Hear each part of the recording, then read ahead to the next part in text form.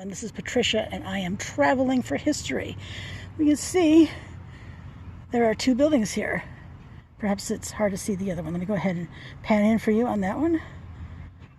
See that brick building over here to the left right here, and this one here. So I'm on Pine Street in Burlington, Vermont today, which has an industrial past.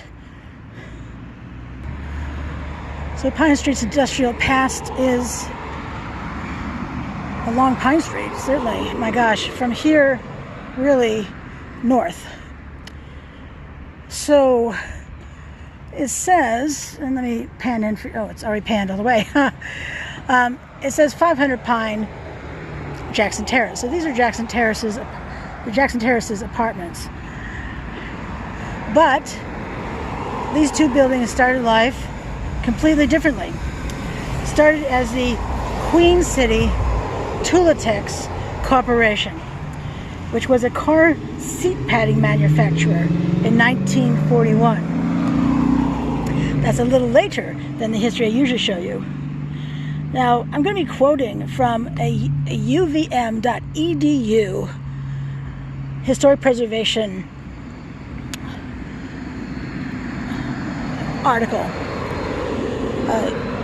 UVM is the University of Vermont, and the photographer's list is Karen Norwood. I'll have a link in the description below to this article.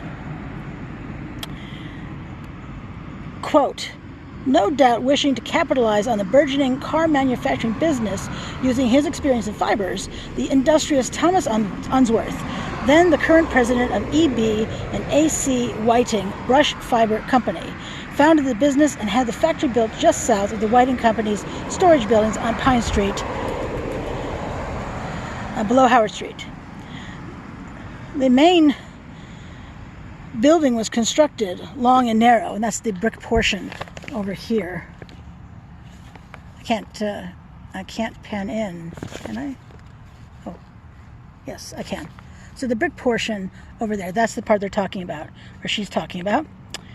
The main building was constructed long and narrow, stretched out along the eastern side of Pine Street, with a brick exterior and an interior of wooden walls, concrete floors, and steel posts and beams.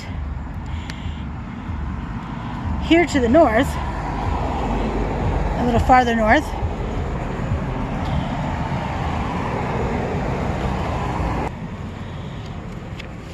in a one-story section, fibers were steamed and melded in ovens. In the southern two-story portion of the factory, fibers were picked, shaped, and pressed.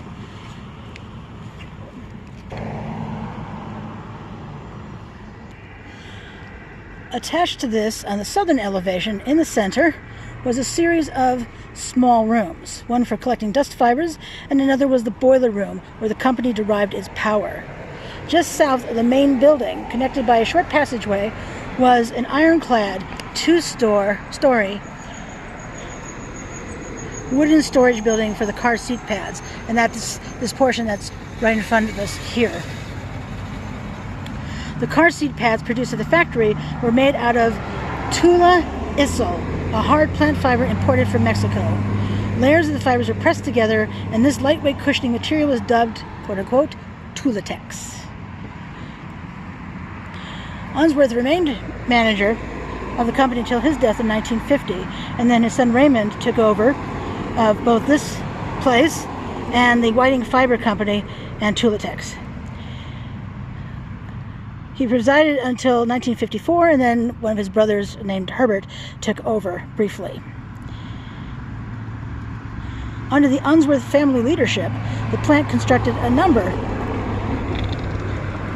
of patented rubberized upholstery pads in the 1940s and 50s, which were then shipped out to factories.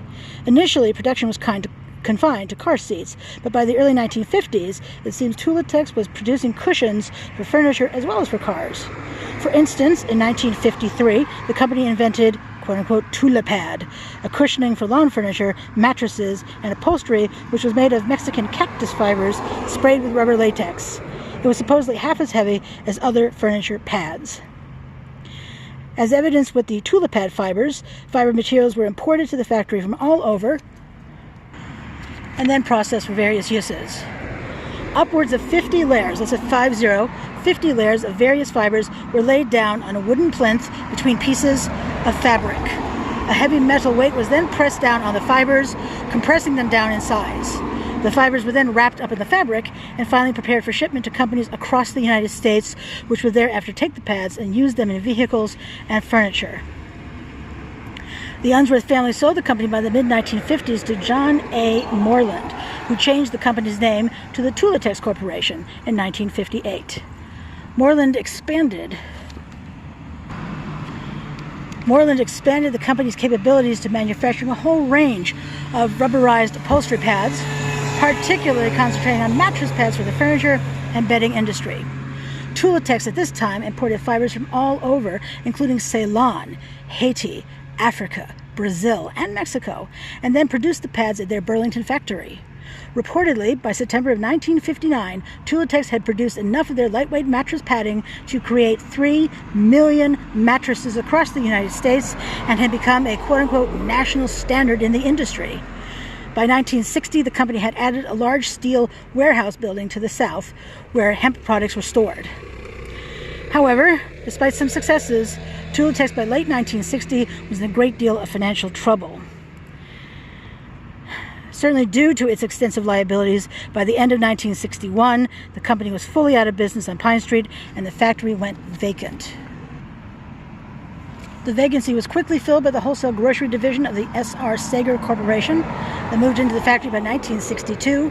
The property's address at this point changed to 500 Pine Street. It was 453 Pine Street, but then the side of the road it is on became the even numbered side. In 1971, the factory again changed hands, and for a brief period, it was a glass reclamation site. By 1974, the factory's interior had been renovated into an apartment space by the name of the Jackson Terrace Apartments. In addition, according to the Sanborn map of 1978, it appears both the boiler and dust rooms were demolished, as well as the hemp storage building to the south. At some point between 1978 and 1984, the iron cladding of the car seat storeroom was removed, or covered and replaced by clapboard, as today's vinyl siding, as well as the passageway between the buildings. To this date, the Jackson Terrace Apartments are still located in the old factory building and its storeroom.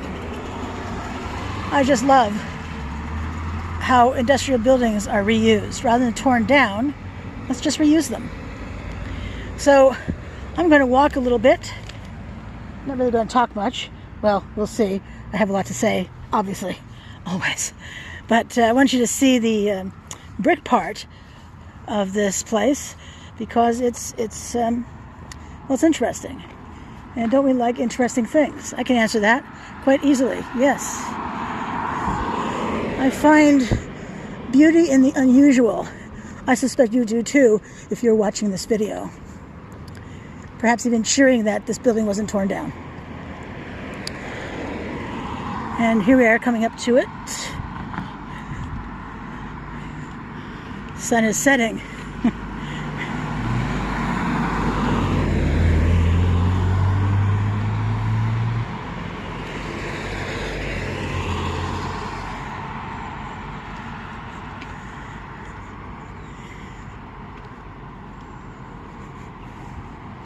That concrete block wall you see there, it doesn't say it in the article, but that's very, very likely a firewall between the two buildings, especially since this one that has the vinyl siding is wooden underneath, although it was clad in iron. And well, this one is brick, but they could easily catch fire. I mean, they're working with fibers, and fibers are very flammable.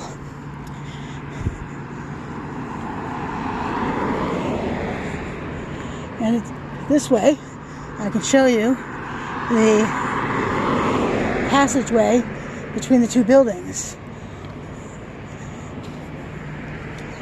We're almost on it.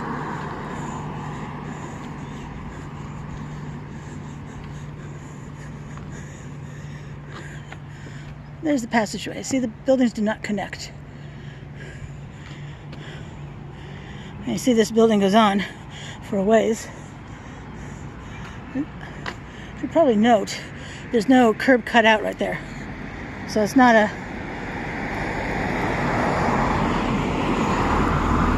driveway. Maybe it was back in the day. It is no longer, though. As I continue to walk down here, you have the easy job of sitting in your recliner at home, cat in your lap, dog by your side, children sitting at your knee. But I'm getting exercise, so this is good. So, continue down. I can hear air conditioners running. I wonder if you can.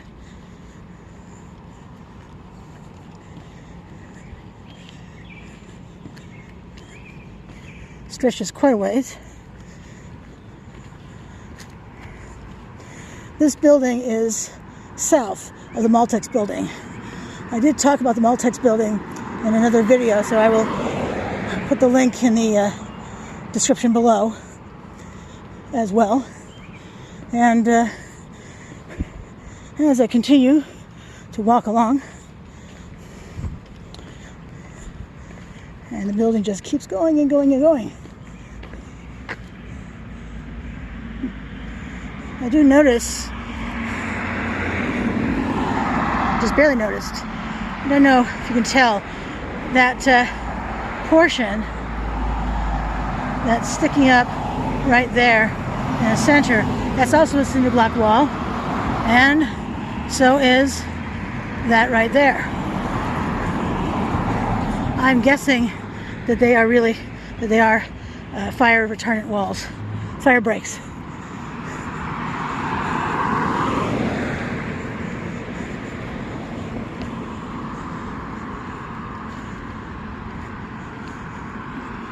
We are nearing the end of this building, although, well, we're coming to the end of the two-story portion of the building. You'll see in just a moment the one-story portion coming up. It's almost in your field of vision.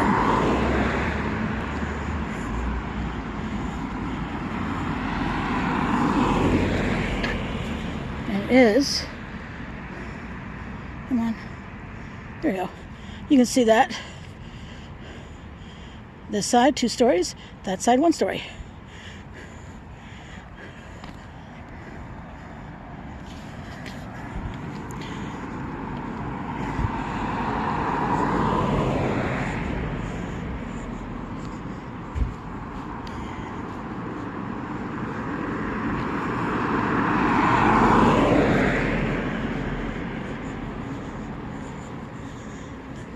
It's a fairly long walk, really, but that's okay. I can always use a little more exercise. You just get to hear a little huffing and puffing.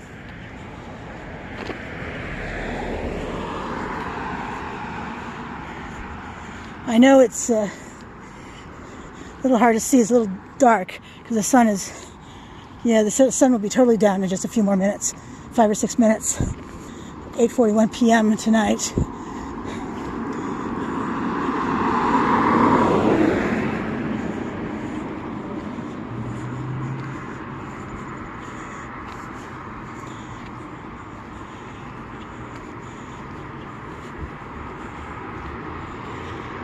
And we can see it ends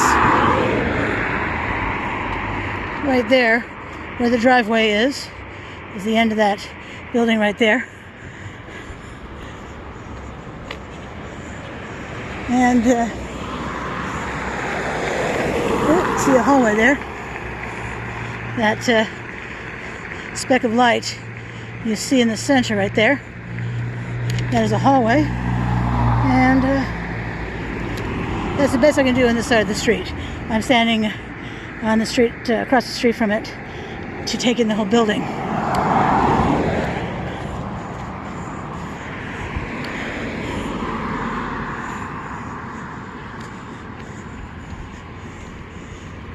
So you can see, we can see a driveway here.